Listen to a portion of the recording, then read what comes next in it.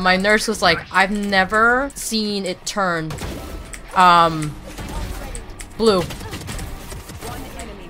Oh! Oh! B. Holy shit, what just happened? Okay! Okay! We just got an ace. Let's go.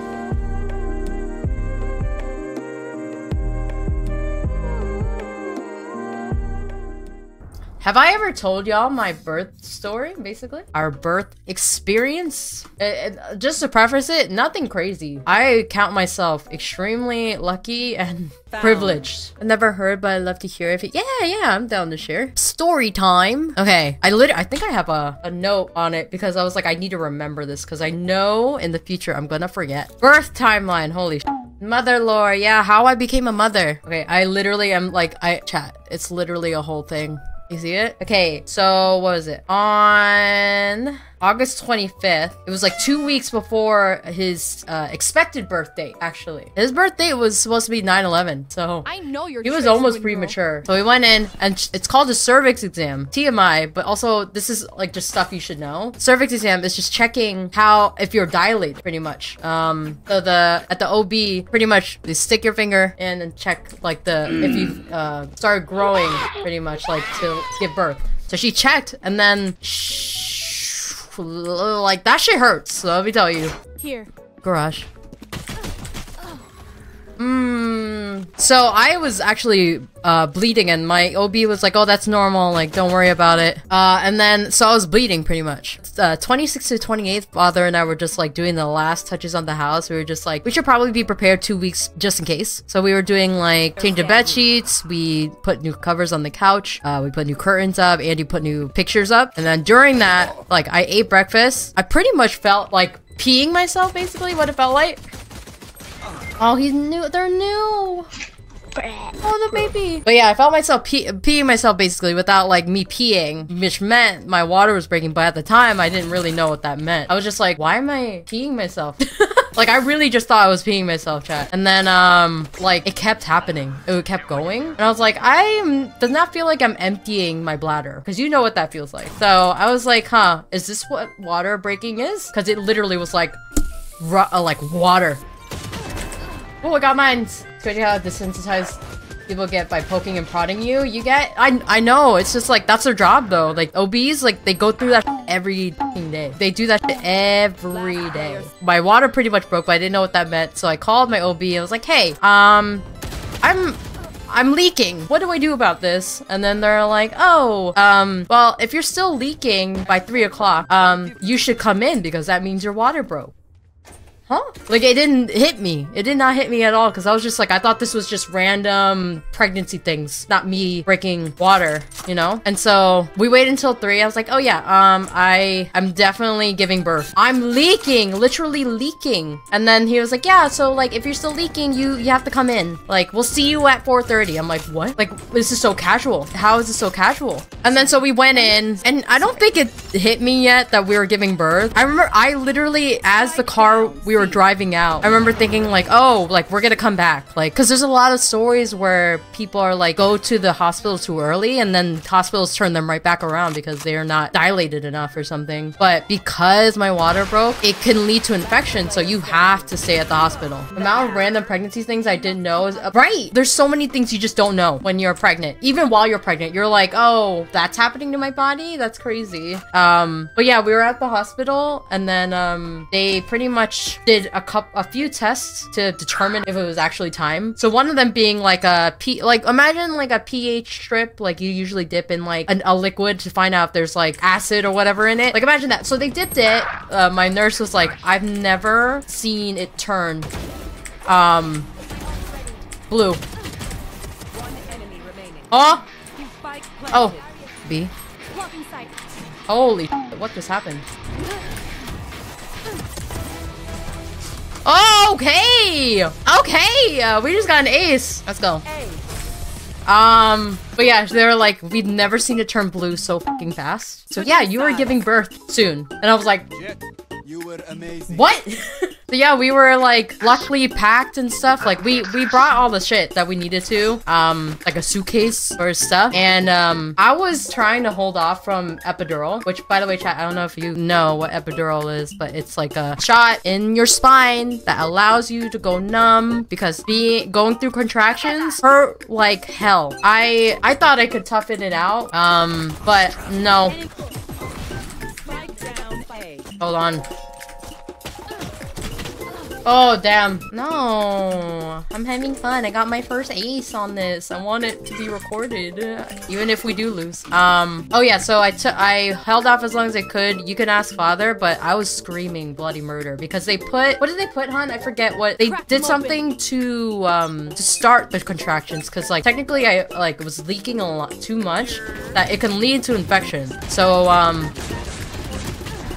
So I had to, they had to quicken the contractions, you know?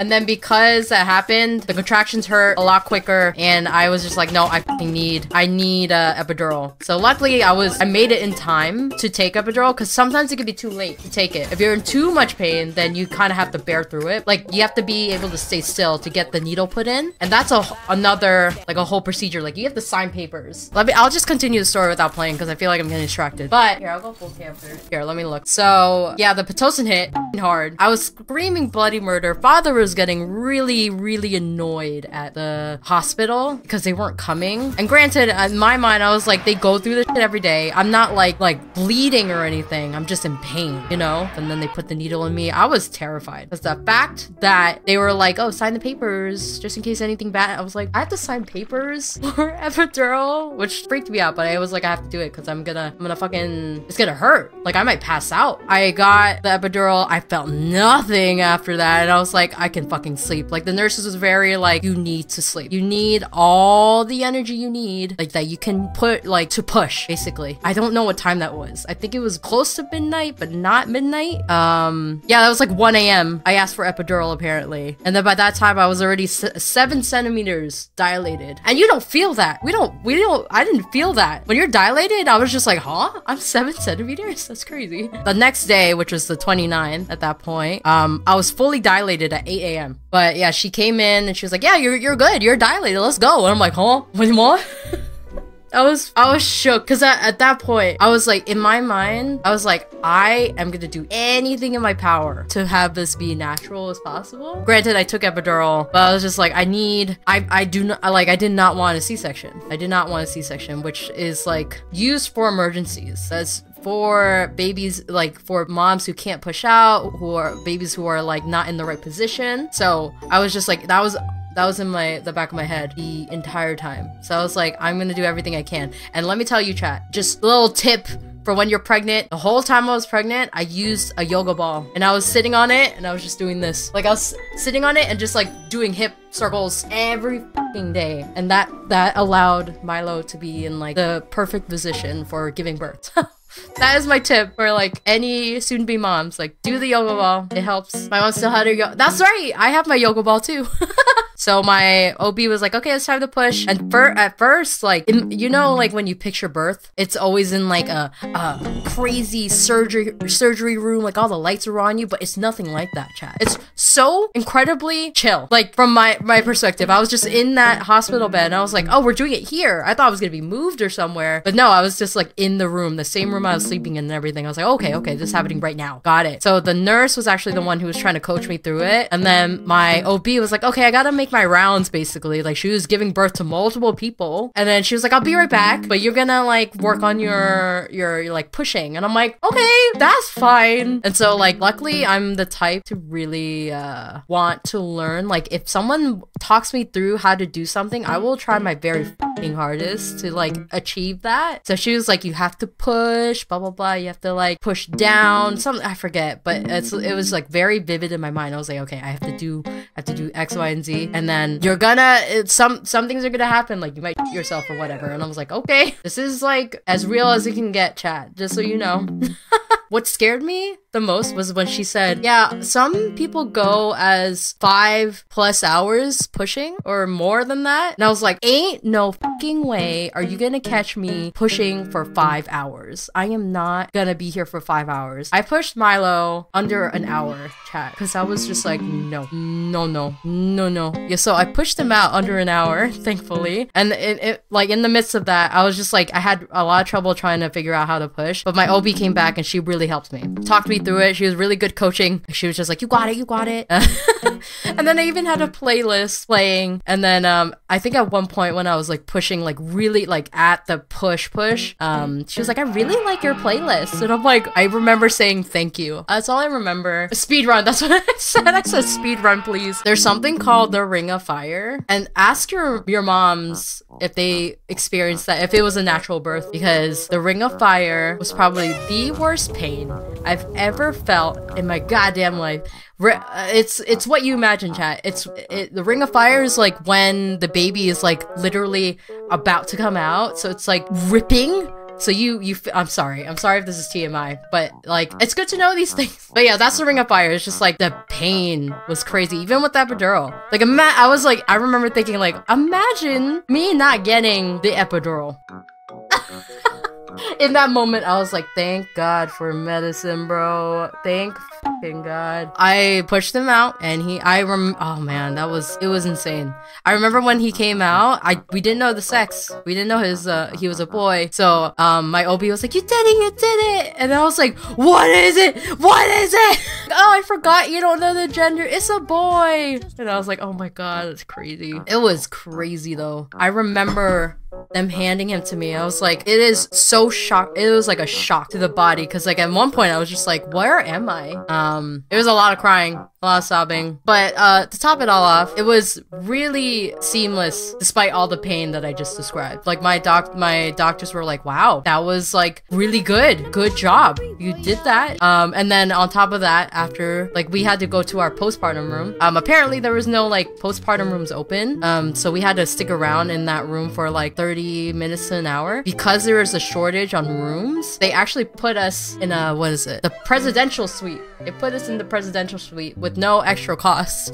They were like, yeah, we ran out of room, so you get the presidential suite. And I was like, dude, I'm not complaining. Holy shit. What? We had like the best view of the city. It was crazy. Presidential, that's right. And we're like, oh my God, Milo is our good luck charm. What the that was like the cherry on top, for real. Like the fact that I had like a really great birth, no complications, and then on top of that, presidential, I was like, oh my gosh. 10 out of 10 would recommend to do it again. No. But yeah, that was pretty much it. Like, it's, I would say, a much more tame story than a lot of moms, but I will not invalidate my experience. It was still really hard, dude. It was like no regrets though. That was like, it was incredible, to say the least. Incredible, and the hardest thing I've ever had to do in my goddamn life. Nothing will ever be harder. That was my birth story. I don't know if I missed anything, hon, but it was just like, man.